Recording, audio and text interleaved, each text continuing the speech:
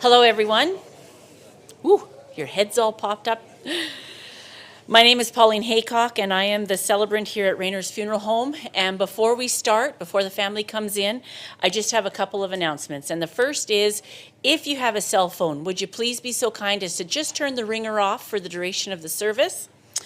The interment will be at a later date, so please stay and have refreshments after the service. Don't rush away. If you can stay, we'd love to have you.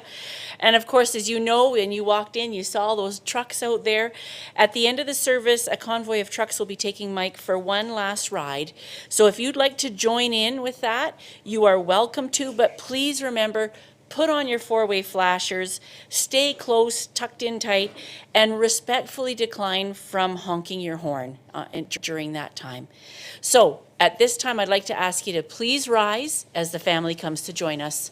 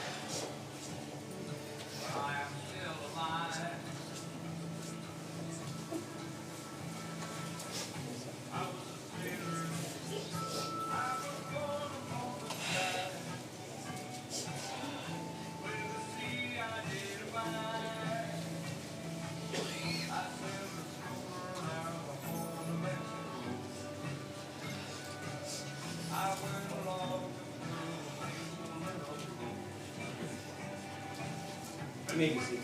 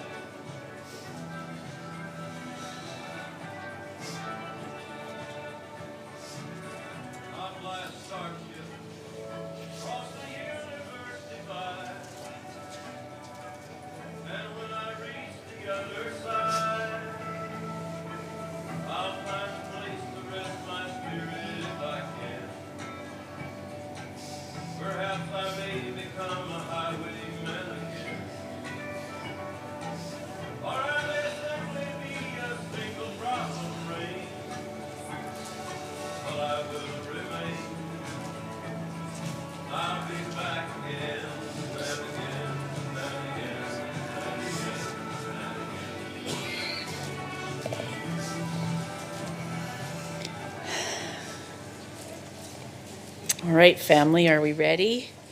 Had a chance to catch your breath.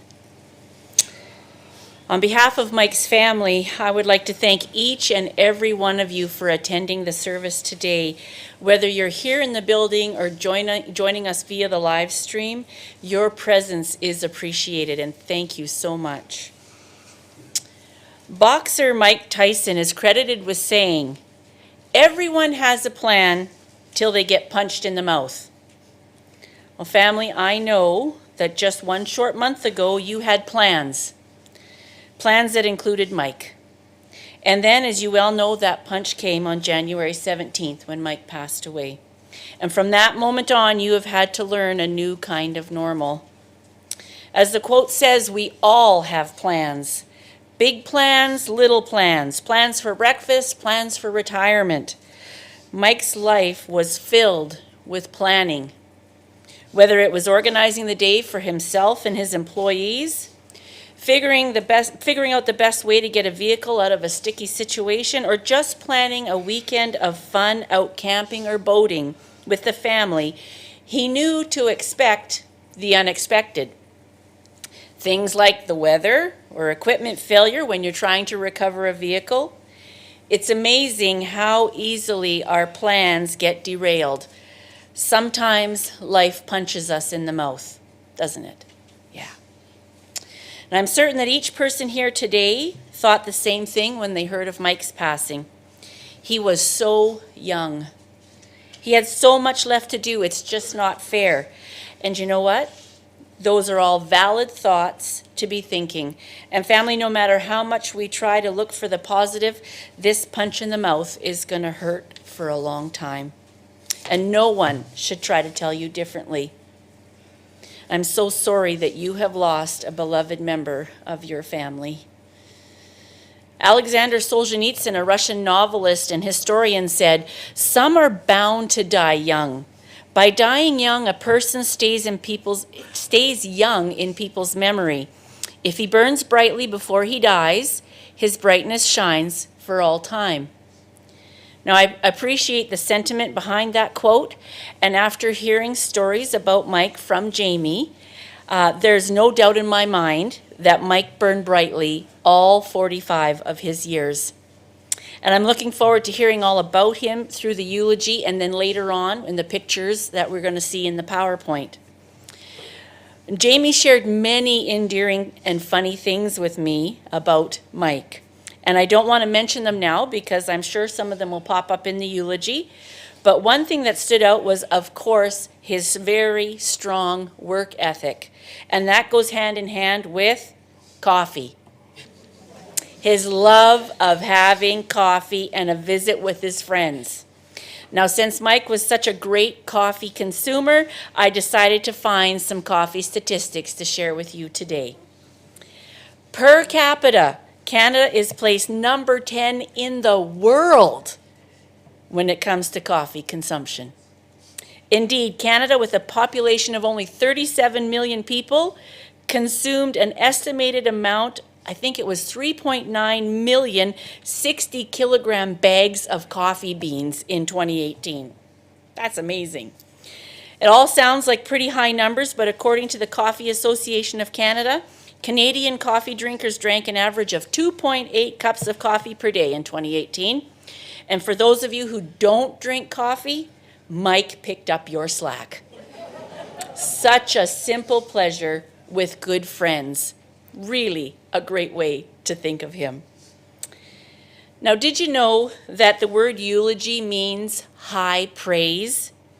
And as I read over some of the comments about Mike on Reynars' website and on their Facebook page, I found high praise for him. People that I spoke to over the last week, I heard high praise for Mike. These are just a couple of the things. Mike was a great man with a huge smile. Always took the time to talk and throw you a wave as he drove past. He was a great guy, a hard worker, funny. Well, we all know that a eulogy is the telling of the story of a person's life, and I think that it's so appropriate that Gary, Mike's dad, is going to come and tell Mike's story today. Come on, Gary. And John's going to give him a hand if he needs it. Here's your water.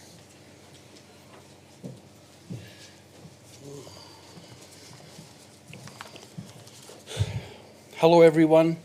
I am Mike's dad, Gary, and this is my son-in-law, Big John, who will help me out if I have trouble reading Mike's obituary. Breaker 19, this is Mike's dad speaking on behalf of Mike's family. Thank you, everyone, for coming here today in support of Mike and his family's celebration of Mike's life. Michael Clifford Joseph Landry, also known as Mike, was born February 23, 1976 at 3:28 a.m. in the Dawson Creek and District Hospital to his parents, Gary and Wanda. He was the oldest son, followed by his sister, Marcy, and then many years later by a brother from another mother, Brandon.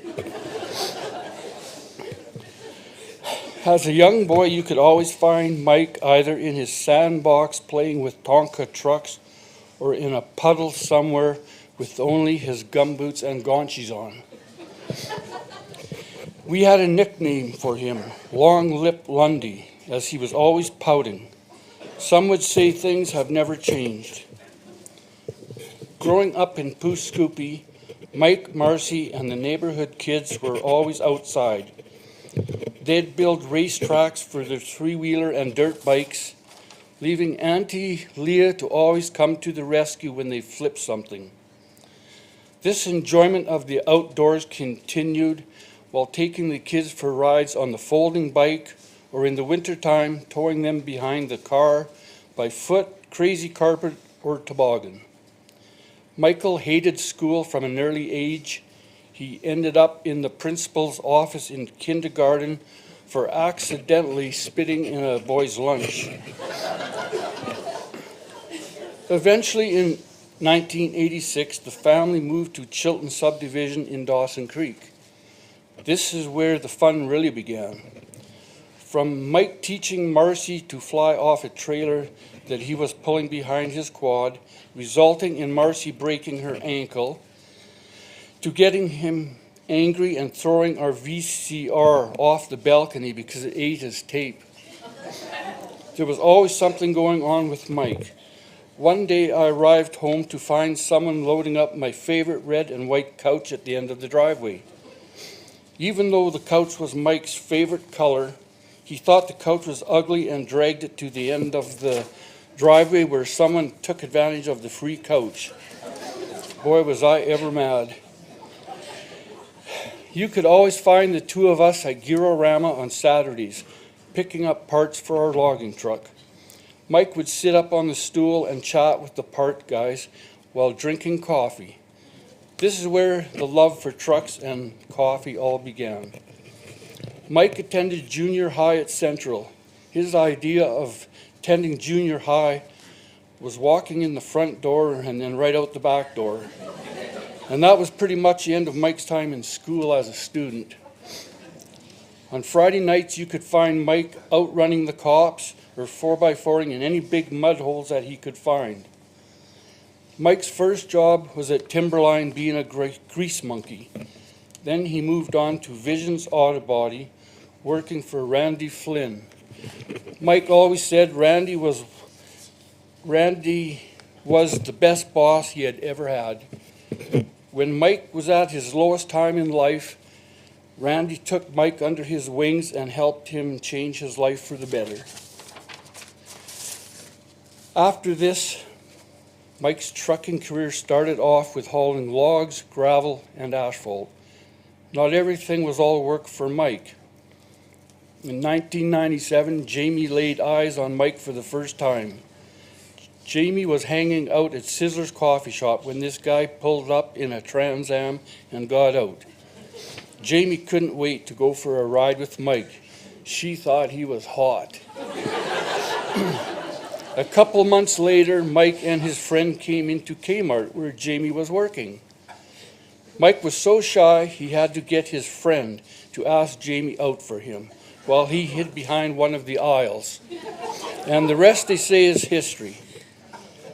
Mike thought about becoming an electrician, but when he found out how much schooling was involved, he said, "To hell with that shit." In August 1999, Mike and I started Exceptional Towing. Mike's first tow truck was a 1979 4x4 one-ton GMC wrecker. Mike worked hard and succeeded in making his dreams come true. He built the business from one truck and now ending with 15. He always took pride in his company, and the trucks were always washed and ready to go. As his towing company grew, Michael truly became a heavy rescue specialist. His towing was what you could call a homegrown towing company business. Mike learned everything about towing from scratch, all on his own. On October the 5th, 1999, his first son, Lane Ray Landry, was born. Lane would often go with Mike on tow truck calls, and one time while Mike was blocking Alaska Avenue, Lane got out of his car seat and locked Mike out of the tow truck. Mike had to crawl through the back window to move his truck. Good thing he was skinny back then. On December 10th, 2004, a second son, Tristan Michael Landry, was born. Both boys always enjoyed going on tows with their dad, and Mike made sure he taught them how to operate every truck he had. Mike and the boys always went for coffee at the lodge, where Tristan would fill the table with his toy trucks. In fact, one of Tristan's friends later would ask if Mike worked at the travel lodge because he was always there. Lane can still remember when he was 6 years old, the two of them driving around town. A person on a pedal bike who had come bombing out of the liquor store cut his dad off. My dad was so mad he started chasing the guy on the bike. Lane has never seen someone pedal a bike so fast. The guy went through some alleys and got away. In August of 2009, Mike said to Jamie, "Let's do it." What? So on August 23rd, Jamie's dream finally came true and married the man of her dreams. Behind every good man, there is a good woman, and that was Jamie, Mike's wife. They were together since Jamie got out of high school. Mike put Jamie through hell at times, but she stood by her man. In fact, Jamie was the only one that could control Mike if he went over the edge. You would see them together in the office, at the coffee shop, in the wrecker in the middle of the night, or even in the shop while he fixed the trucks. Mike was very proud of both his boys, watching Lane graduate from high school and watching Tristan becoming a strong, independent young man. Mike was one of the hardest working guys out there. After working all day, he could be seen working on his trucks in the shop, late into the night. Mike loved his boys, and he would often be seen working on their quads when they were younger, and then helping them work on their trucks as they got older. Mike was also quite the collector, from Coca-Cola cans to models of antique cars, collector coins, and of course he loved his cars and trucks. As many are aware, Mike was not a fan of water, and yet in 2019, along with purchasing a RV lot on the Shuswap Lake, Mike purchased a pontoon boat, also known as a party boat, and which, to no one's surprise, Mike installed a barbecue on it. Mike loved the hot weather of the Okanagan and often would say, "The hotter the better." Mike loved to go camping. He said he always ate better camping than at home. From Mike roasting his meat with cayenne pepper over the fire, to which Mike always said, "The hotter the better," to his funny jokes, to his huge bonfires, and to his spicy farts. Sorry, Mike, Marcy still holds the title. And of course, there was always the quad and side-by-side adventures, especially with family and friends. As long as he didn't get stuck, then look out, the F-bombs would be flying. Music was an important part of who Mike was. From the many live concerts, such as Metallica, Bon Jovi, and even Katy Perry, Mike's all-time favorite was Motley Crue. He was very competitive at music trivia around the campfire and often kept a list of favorite songs by his bedside that he had been listening to. Mike loved the 80s. Mike appreciated time with family and friends, and in recent years would take off for 2 weeks to travel or spend many weekends camping. And of course, there was always time for coffee. Mike was a family man. He worked hard in his towing business so he could provide the family with a good life. I always said, for a young man with no education, he did an outstanding job. While in the hospital, Mike texted me and said, that he realizes now the only thing that was important to him was Jamie and the boys. I was very fortunate to have a unique relationship with my son, Mike. This will be something I always will remember and cherish for the rest of my life. We don't know where you are, Mike, or where you went, but you will always be with us here. Until we meet again, safe travels, Mike. Over and out.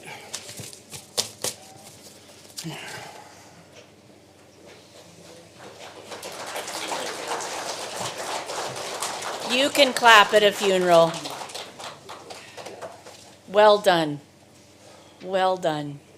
We had a little chat ahead of time. Gary said he was bringing John with him, and we had a glass of water, and you didn't need any of it. Nice job, Dad. That's what we do for family, isn't it? We look after each other from the beginning to the end. And so this is a note to my son, Michael. I gave birth to you. I loved you first. I love you still. I always have and always will. Love forever, your mama. And I have another note to share. It's from Mike's aunt. To the Michael Landry family. Today, as we mourn the loss of and celebrate the life of Michael, we'd like to share a few words. We watched Michael play with trucks as a toddler, enjoy trucks as a teenager, and surround himself with trucks as a businessman. Trucks were truly a lifelong passion and enjoyment for Michael. Whenever I'd see Michael, he'd always say, "Hey, Aunt." I sure loved hearing those words. We always enjoyed our conversations with him and could always hear the pride in his voice when Michael spoke of his family and of his business. I know you are all hurting and suffering with the pain of the loss of Michael and of a broken heart. Remember and hold on to all your precious memories of time spent with Michael. May the love of those around you help you through the days ahead. If our hugs were strong enough to take away your pain, we would start now and never stop. To Jamie, Lane, and Tristan, to my dear sister Wanda and Peter, to Marcy and John, to Jordan, to Coral and family, and to Gary and family, we are wishing you all peace, comfort, strength, courage, and sending lots of love. And to Michael, we are so proud of you. We love you and we'll miss you. Rest in peace, and please give Papa and Grandma a hug from us. Love, Aunt Colleen and Uncle Gus. Well, let's catch our breath, everybody. Jamie, you told me that Mike had a great sense of humor, and we heard about it in the eulogy. So I hope it's okay if we smile a little bit today. Does anyone here know what Daniel Whitney's stage name is? Until yesterday, I couldn't have answered that question either. But if I said to you, "Get her done," or "He did what in his cup?" would you then be able to tell me? Of course, it's Larry the Cable Guy, the voice of the famous Disney tow truck, Mater. Who can tell me a Mater quote? Anybody? You don't have to. Share them at the luncheon if you want. One of Mater's best quotes that I think applies to us here today comes from the very first Cars movie. Mater is busy teasing Lightning McQueen about his love for Miss Sally, and while he's doing that, he's driving backwards, and Lightning McQueen tells him to stop because he might crash. And Mater says, "Wreck? Shoot, I'm the world's best backwards driver. Just watch this right here, lover boy." And then Mater gives a wild demonstration of his backwards driving skills. When he comes to a thudding halt, he looks at McQueen and he says, "There ain't no need to watch where I'm going. I just need to know where I've been." So family, just for today, don't worry about where you're going without Mike in your lives. Just remember where you've been with him. Let's have that PowerPoint.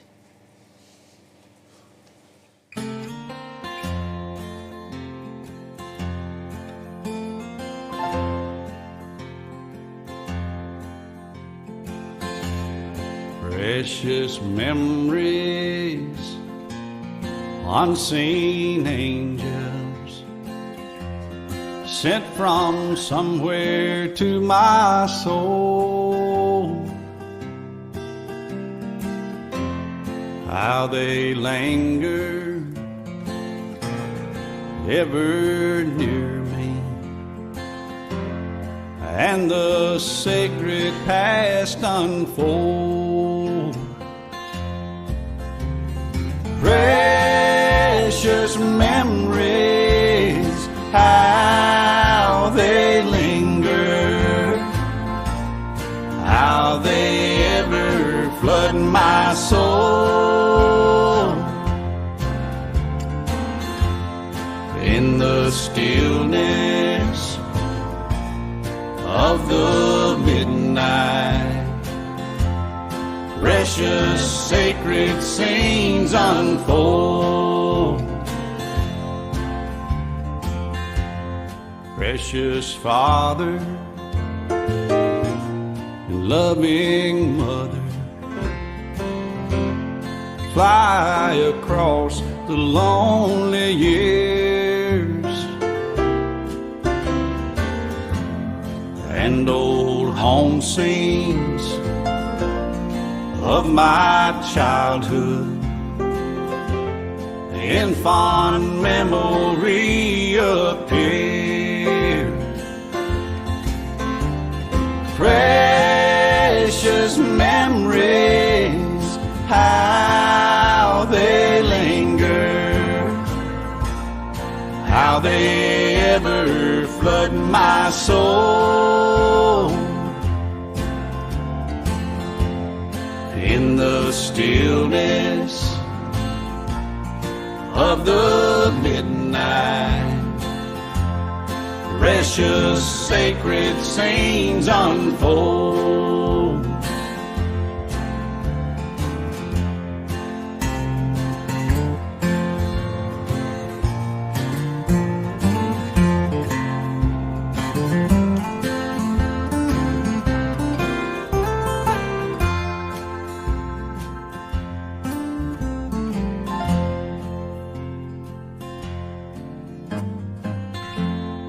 I remember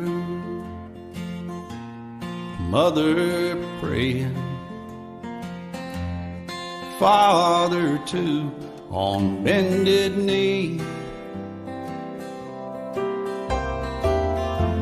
The sun is sinking,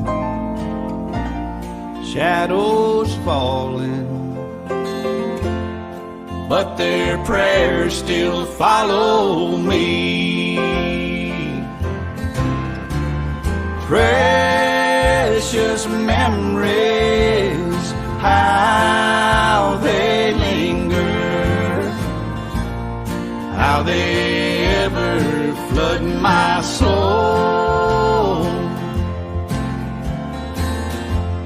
In the stillness of the midnight, precious sacred scenes unfold.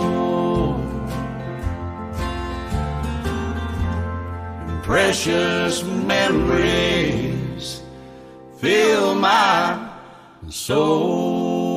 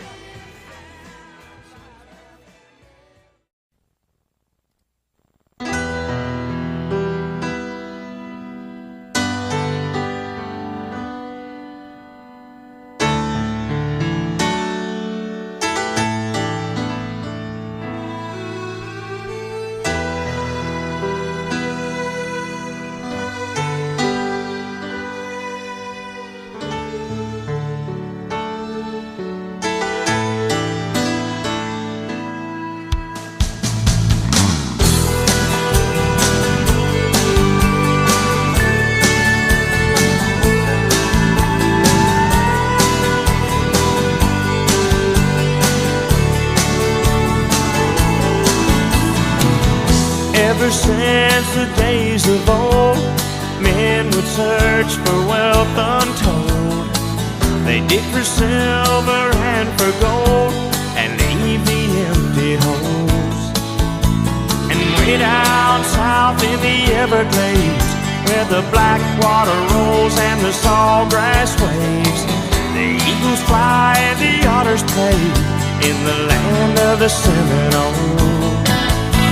So blow, blow, Seminole wind, blow like you're never gonna blow again. I'm calling to you like a long lost friend, but I know who you are. And blow, blow from the Okeechobee all the way up to Micanopy. Blow across the home of the Seminoles, the alligators and the gulls.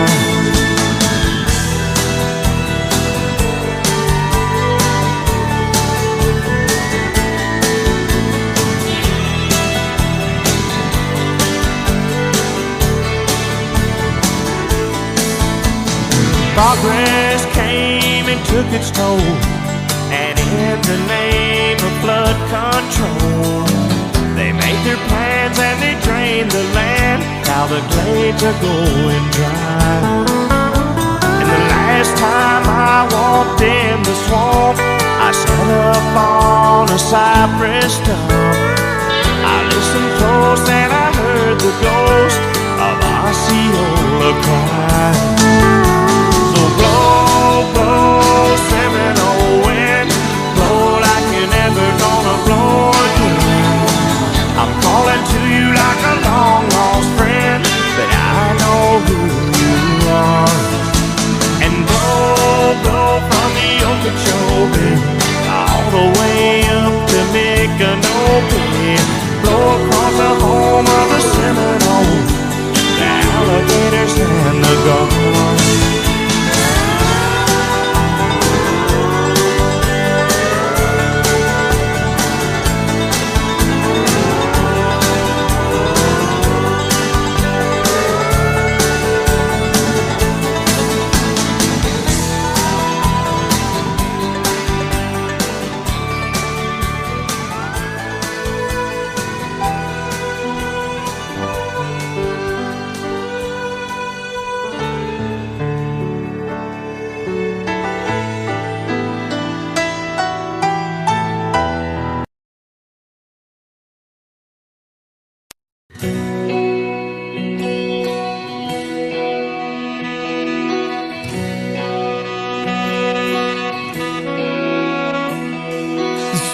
In your eyes, the color them wonderful, stop me and steal my breath.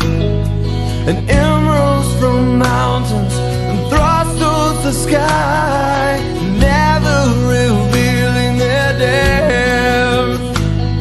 And tell me that we belong together, dress it out with the trappings of love. I'll be captivated, I'll hang from your lips instead of the gallows of heartache that hang from above. And I'll be your crying shoulder, I'll be love suicide. And I'll be better when I'm older, I'll be the greatest part of your life.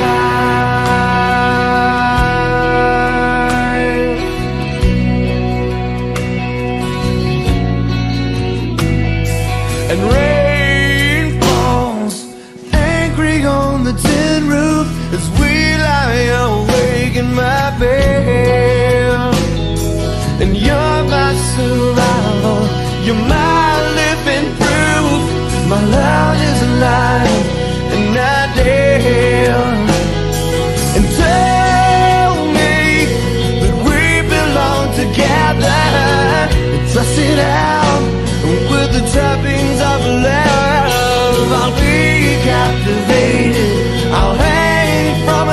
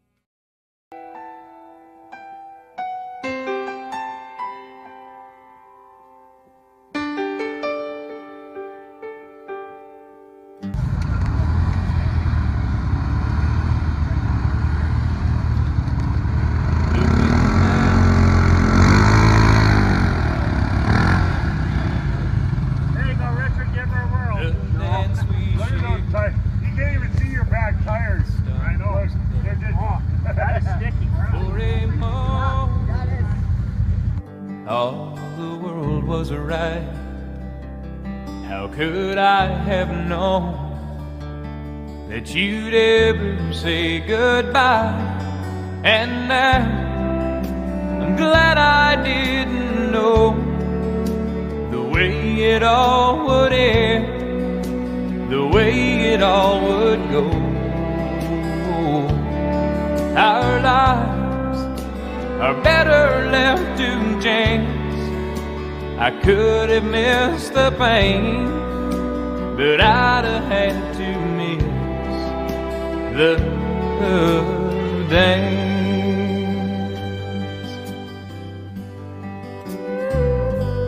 Holding you, I held everything for a moment. Wasn't I a king? But if I'd only known how the king would fall, happy birthday to you. I might have changed it all. And now I'm glad I didn't know the way it all would end, the way it all would go. Our lives are better left to chance. I could have missed the pain, but I'd have had to miss the dance. It's my life, it's better left to chance. I could have missed the pain, but I'd have had to miss the dance.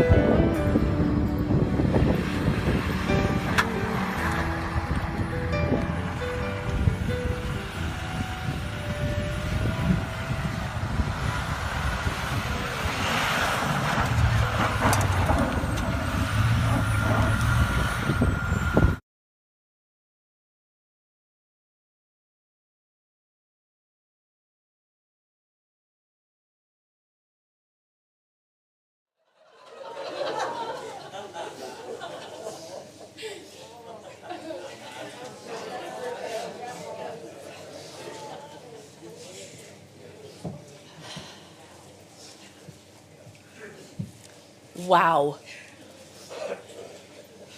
Wow. Comedian Jonathan Winters had these two things to say about success and hard work. If your ship doesn't come in, swim out to it. And I couldn't wait for success, so I went ahead without it. Those two statements are true when you think about Mike and his strong work ethic and his drive to build his company. Very rarely is success handed to us on a platter. It takes a lot of time and a lot of hard work. Well, I'd like to tell you a story about what is believed to be the very first tow truck, and there's probably a lot of people who already know this story, but be patient and help out the folks who don't know. Over a century ago, the only way to rescue a stranded motorist was with four-legged horsepower. As legend has it, the towing industry was born one fateful day in 1916 after a driver lost control of his Ford Model T and ended up in a creek. Ernest Holmes Sr. was a member of the local auto club and whose brother Curtis owned a service station. He got wind of the mishap and went to help recover the car from the water, and a job that took 10 men 8 hours to complete. Thinking there must be an easier way, Holmes went back to his garage and began formulating a plan to build a wrecker, which he developed with the assistance of 2 friends. However, the first time Holmes put his prototype to the test, it let him down, and the rescue workers had to fall back on old-fashioned manpower. He quickly came to the realization that his wrecker needed outriggers to stabilize the vehicle when in recovery mode. Holmes and his 2 friends improved on his design and began manufacturing tow trucks commercially. So that's the story of the tow trucks. Interesting, isn't it? Ernest Holmes saw a need and didn't quit until he was able to offer a good working solution. Sounds a lot like Mike. I'd like to end our time together with a quote from Mike's Exceptional Towing website. No one ever starts their day expecting to have to call for roadside assistance. From locking your keys in your car to dead batteries, flat tires, transmission failures, and more, getting into trouble on the open roads can be a nerve-wracking experience. Well, family, on January 17th, not one of you expected to start your day with the passing of Mike. Losing a loved one on the open road we call life is a nerve-wracking experience. But please do not travel this unfamiliar road alone. Ernest Holmes and Mike Landry have set the example. Don't give up in the face of a challenge. And if you need to, seek out assistance and look for good working solutions. You can walk this path of grief. You can do it. I know you can. Let's close in prayer. Heavenly Father, I want to ask you to please be the roadside assistance that Mike's family needs at this time. Please comfort them in the days and weeks to come as the reality of Mike's passing begins to settle over them. I especially ask that you would give Jamie the wisdom that she needs to manage all of the many decisions that she will be facing in the days and weeks to come. And I ask that you would give them all courage and humility to seek you out for the comfort that they need. We thank you for Mike, for the time that he had and what he meant to each one here. In Jesus' name, amen. Ladies and gentlemen, would you please rise for Mike?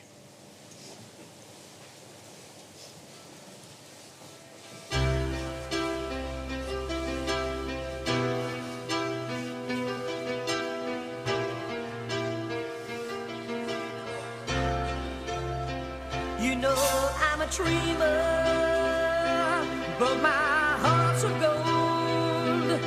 I had to run away high, so I wouldn't come home low. Just when things went right, it doesn't mean they were always wrong. Just take this song, and you'll never be left all alone. Take me to your heart, fill me in your bones. Just one more night, and I'm